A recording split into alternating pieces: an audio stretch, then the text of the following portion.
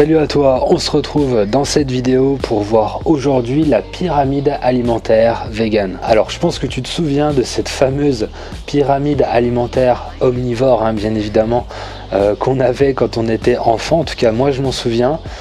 Je sais plus, il me semble que c'était en maternelle, je me souviens plus exactement. Mais en tout cas dans cette pyramide on avait les aliments qui étaient à consommer chaque jour. Et c'était classé selon le niveau d'importance. Donc en clair, ceux qui sont en haut de la pyramide sont à consommer en plus petite quantité, et ceux qui sont en bas sont à consommer vraiment en grosse quantité, et aussi à tous les repas. C'était classé un petit peu comme ça. Et il n'y a pas très longtemps, je suis tombé sur la pyramide alimentaire vegan, donc ça je vais t'en parler juste après. Et je me suis dit, bah tiens, ça va être intéressant de pouvoir la comparer avec la pyramide alimentaire omnivore, celle qu'on nous présente à l'école dans les cahiers. Donc ce qu'on va faire, c'est qu'on va se pencher déjà sur la pyramide alimentaire omnivore. On va voir s'il y a des choses à revoir par rapport à ça, et après on va basculer sur cette pyramide alimentaire vegan. Donc je te rappelle, en bas de la pyramide, c'est les aliments qui sont à consommer assez souvent, voire à tous les repas, et en haut de la pyramide, c'est les aliments à consommer plus modérément, moins souvent. Et selon cette pyramide, ce qu'on peut voir, c'est que après tout ce qui est boisson, bien évidemment la consommation d'eau, c'est à la base, c'est à tous les repas. Juste après ça, qu'est-ce qui est le plus important selon toi? Est-ce que ça va être les fruits et les légumes? Quand même non, justement, c'est les céréales et les dérivés, dont le pain. Je ne sais pas si tu te rends compte, mais le pain, selon eux, est à consommer de manière plus importante et plus fréquemment que les fruits et les légumes, que des aliments qui sont naturels. Ça, c'est juste hallucinant. Franchement, ça m'a fait halluciner de voir ça. C'est vraiment aberrant. Après, ça dépend de la version. Des fois, ils vont mettre les fruits et les légumes juste après l'eau, donc en deuxième ligne. Mais ça m'étonnerait même pas que ce soit présenté de cette manière dans les manuels pour les enfants. Car honnêtement, mettre le pain ici, c'est juste pas possible. Franchement, vous n'avez pas le droit, les gars, parce que le pain, c'est... je suis désolé de parler comme ça, mais le pain, c'est... je pense que tu es d'accord avec moi qui parle de pain blanc. Il parle pas de pain complet, et ça n'a rien à faire ici. Même si j'exagère un petit peu, il n'y a pas que le pain dans cette ligne, il y a aussi les céréales, etc. Mais il y a le pain, et le pain blanc, ça n'a rien à faire là. Ça devrait être tout en haut, avec les sucres et les produits sucrés, les aliments qui sont transformés, ultra transformés. Le pain, c'est un index glycémique qui est extrêmement élevé. Fais attention à ça. Le pain blanc, si tu en consommes souvent, c'est un aliment qui est transformé avec un index glycémique élevé. Donc ça veut dire que ça va se stocker facilement sous forme de masse grasse. Ça va faire péter ton taux de glycémie, tout simplement. Et donc ça n'a vraiment rien à faire ici. Et sérieux, considérer le pain blanc comme plus important que les fruits et les légumes, franchement c'est pas possible. Sinon après ça, qu'est-ce qu'on a? Les fruits et les légumes, et juste après le lait et les produits laitiers. 3 fois par jour quand même, c'est quand même une dose qui est assez importante. Mais bon, déjà ils les ont pas mis avant les fruits et les légumes, donc c'est déjà pas trop mal. Après 3 fois par jour, voilà, si c'est pour se choper une bonne maladie auto-immune quelques dizaines d'années plus tard, une ostéoporose et compagnie, un diabète, etc. Bon après, ça m'étonnerait pas qu'il y ait un membre de Nestlé, on va dire le lobby Nestlé de manière générale, qui ait payé les crayons du dessinateur. Mais bon, je dis ça, je dis rien. Ensuite, quand on monte encore, on tombe sur la viande, le poisson, les œufs, 1 à 2 fois par jour. Ça m'étonne un petit peu qu'ils aient pas mis ça à chaque repas. Mais bon, voilà, c'est quand même un petit peu exagéré, surtout si la viande, etc. quand même est de mauvaise qualité. Au-delà de parler végétarien, vegan, simplement fais attention à ça. Si t'es omnivore, fais attention à ne pas trop consommer comme ça de produits carnés. C'est vraiment pas quelque chose de bon à long terme. Et après ça, on a les matières grasses en plus petite quantité, et ensuite tout ce qui va être, je pense, aliments transformés, sucre et produits sucrés et produits ultra transformés de manière générale. Alors ce que je voulais dire par rapport à ça, surtout, c'est que les légumineuses, où sont les légumineuses? Ça existe même pas, c'est pas des aliments pour eux.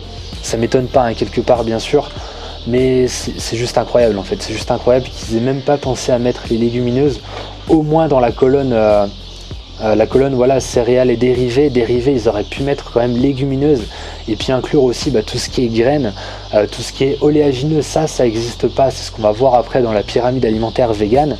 Mais c'est important de relativiser. Tout ce qui est dans la pyramide alimentaire vegan, ça devrait exister de base dans la pyramide alimentaire omnivore.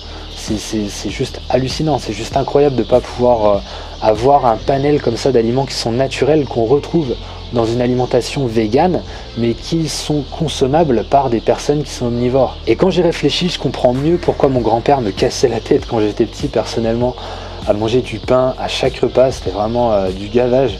C'était du pain en entrée, du pain avec la viande quand j'en mangeais quand j'étais petit, du pain avec le fromage, du pain presque avec le dessert.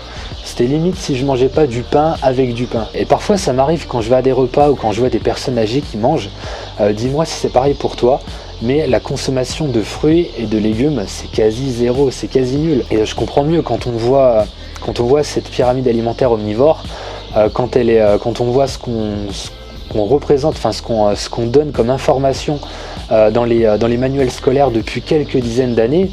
Bah ça se comprend mieux, je comprends mieux pourquoi est-ce que les gens consomment des tonnes de pâtes, des tonnes de pommes de terre, etc. Très très peu de fruits et de légumes, et puis beaucoup de produits laitiers. C'est juste compréhensible. Donc maintenant on va laisser tout ça de côté et on va passer sur la pyramide alimentaire végane. Encore une fois, j'ai rien contre l'alimentation omnivore, tu le sais, je suis pas là pour juger les choix des gens, mais simplement je comprends mieux quand on voit ce genre de choses, ce genre de pyramide alimentaire comme ça, telle qu'elle est présentée dans les manuels scolaires. Je comprends mieux pourquoi est-ce que les gens restent bloqués sur un modèle unique, pourquoi selon les gens il faut pas manger, enfin c'est pas qu'il faut pas manger de légumineuses, de graines, d'oléagineux, d'autres aliments comme ça, mais je comprends pourquoi pour eux ces aliments ils n'existent même pas, tout simplement parce qu'ils ne sont pas représentés dans ce genre de pyramide, dans ce qu'on conseille de manger depuis qu'on est petit. C'est simplement du conditionnement, c'est juste parce qu'on leur a appris à manger comme ça, et ça s'arrête là.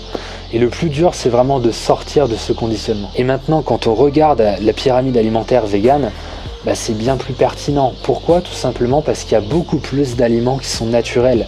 Les fruits et les légumes, c'est à la base de la pyramide. Bon là, ils n'avaient pas compté l'eau. L'eau, ouais. Alors peut-être qu'ils l'ont compté, il y a du bleu autour, je sais pas trop. Mais on va dire l'eau vraiment de base, bien évidemment. Après ça, ça va être les fruits et les légumes. Ça devrait constituer la base de ton alimentation, peu importe que tu sois végétarien, végétalien, omnivore. La base, c'est quoi? C'est des aliments qui sont naturels, des aliments qu'on cueille depuis les arbres, des aliments qui poussent depuis le sol. C'est vraiment des aliments qu'on retrouve dans la nature et qui sont le moins transformés possible. Ensuite, en deuxième ligne, donc c'est-à-dire les aliments qui sont à consommer en plus petite quantité et moins souvent, ça va être les céréales, mais attention, complètes, les céréales complètes. Et c'est important de faire cette distinction, ça fait vraiment une nette différence parce que c'est bien plus intéressant pour l'organisme. Alors on a encore le pain ici, mais c'est du pain complet, donc c'est quand même plus intéressant, mais essaie d'éviter de pas trop consommer de pain trop souvent. Pour le reste, ça va être du riz complet, de l'avoine, du blé, du quinoa, de l'épeautre, du boulgour, du sarrasin, du millet, etc. Les céréales complètes vont te permettre d'avoir des protéines et des glucides, et aussi avec l'enveloppe de la graine qu'on n'avait pas dans la pyramide alimentaire omnivore parce qu'on l'avait enlevée, avec cette enveloppe en plus qui permet de dire justement que la céréale est bien complète, bah, ça va t'apporter des fibres, des vitamines et des minéraux. Donc gain d'énergie pour tes entraînements, reconstruction cellulaire et musculaire et amélioration du transit intestinal. Ensuite, en troisième ligne, donc à consommer un peu moins et un peu moins souvent, on a les légumineuses, les graines et les substituts de produits laitiers. Pour les légumineuses, bah, ça va être tout ce qui est haricots rouges, pois chiches, lentilles, ça va être quoi, soja aussi, etc., etc. Les légumineuses sont blindées en protéines, ça va te permettre d'augmenter ta masse musculaire, d'accélérer tes performances, on va dire de manière générale, et d'atteindre tes objectifs sportifs. D'ailleurs, les légumineuses auraient pu se trouver en seconde ligne avec les céréales complètes sans problème. Concernant les graines, bah, ça va être tout ce qui est graines de sésame, graines de chanvre, graines de lin, graines de chia, graines de tournesol, et ça va être particulièrement intéressant pour toi de consommer des graines de lin, de chanvre et de chia pour leurs bons apports en oméga 3. Et on peut aussi placer ici tout ce qui va être oléagineux, donc c'est-à-dire tout ce qui va être noix de cajou, amandes, noisettes. Alors les graines et les oléagineux contiennent pas mal de lipides, pas mal de calories, donc on ne va pas en consommer non plus des quantités énormes par jour. Mais voilà, une cuillère à soupe de graines, par exemple de graines de sésame, dans ton assiette le midi ou le soir, et ou le soir c'est top, c'est vraiment intéressant, ça va t'apporter des vitamines et des minéraux. Et enfin dans cette ligne on a aussi des produits transformés mais de qualité. Donc ce que je veux dire par là, c'est tout ce qui va être tofu, tempeh, seitan, tofu lacto-fermenté, panis. Ça c'est des aliments qui sont vraiment très intéressants même s'ils sont transformés. Si tu en consommes une fois tous les jours, tous les 2 jours, il n'y a pas de souci. C'est des aliments qui contiennent beaucoup de protéines et ça va t'aider dans tes objectifs sportifs. On a aussi dans cette ligne, j'avais oublié, les substituts de produits laitiers et les yaourts végétaux. Ça, je t'encourage pas d'en consommer trop souvent, surtout les yaourts végétaux parce qu'il y a quand même du sucre qui est rajouté parfois, ça dépend de la marque. Mais voilà, tout ce qui est lait végétaux, si tu en consommes pas trop souvent, il n'y a pas de souci. Surtout si tu les fais maison, à partir de là il n'y a pas de problème, hein, bien sûr. Si tu les consommes en magasin, un petit peu moins souvent, mais c'est pas non plus des aliments qui sont extrêmement nocifs, donc il n'y a pas trop de problème avec ça. D'ailleurs on peut aussi compter ici les fromages végétaux. Alors si c'est des fromages qui sont bien préparés, qui contiennent peu d'ingrédients, qui sont bio, tu vois ce que je veux dire, des fromages à base de noix de cajou, c'est pas trop mal. Après va pas en consommer non plus à tous les repas, si une fois de temps en temps ça va. Par contre si c'est des fromages industriels du type nature et moi, ça c'est vraiment pas top, essaie d'éviter. C'est vraiment assez transformé, ça contient des ingrédients qui sont pas top, ça dépend des marques après. Et surtout c'est assez calorique, ça contient 0 protéines le plus souvent, donc c'est vraiment pas intéressant sur le plan nutritionnel. Ensuite, qu'est-ce qu'on a tout en haut de la pyramide? Les aliments transformés, tout ce qui va être gâteau vegan, bonbons, gâteau apéro, chips, frites, etc. Ça, ces aliments bien évidemment à consommer plus modérément. Et d'ailleurs, petit détail quand même qui est intéressant ici, ils ont placé les huiles végétales et c'est vrai que les huiles végétales, je te conseille pas d'en consommer comme ça assez souvent. Donc même si c'est des bonnes huiles, tout ce qui est huile de lin, huile de chanvre, huile de caméline par exemple, pourquoi est-ce que je te conseille pas d'en consommer souvent? Parce que c'est moins intéressant que des graines, que la graine de base. Par exemple, si tu compares l'huile de lin et la graine de lin, je te conseille plutôt de consommer des graines de lin parce que l'enveloppe externe de la graine est gardée quand tu consommes la graine entière et ça apporte des vitamines, des minéraux, des protéines aussi, des glucides, alors que l'huile ne contient que des lipides. J'avais fait une vidéo dessus, je te remettrai éventuellement le lien à l'écran si j'y pense. Et ce que je voulais te dire, parce que je sais qu'il y a toujours des personnes qui viennent me dire ouais mais non c'est pas comme ça que ça fonctionne, c'est simplement des grandes lignes, garde du recul. Bien évidemment c'est peut-être pas adapté pour toi, mais pour la plupart des gens c'est quelque chose qui va être intéressant parce que ça permet de pas partir dans tous les sens. Et ce que je voulais dire également, c'est essaie si possible de pas mettre de côté tout ce qui est aliments transformés. Consomme-en pas souvent, mais ne va pas forcément les supprimer. Pourquoi est-ce que je te dis ça?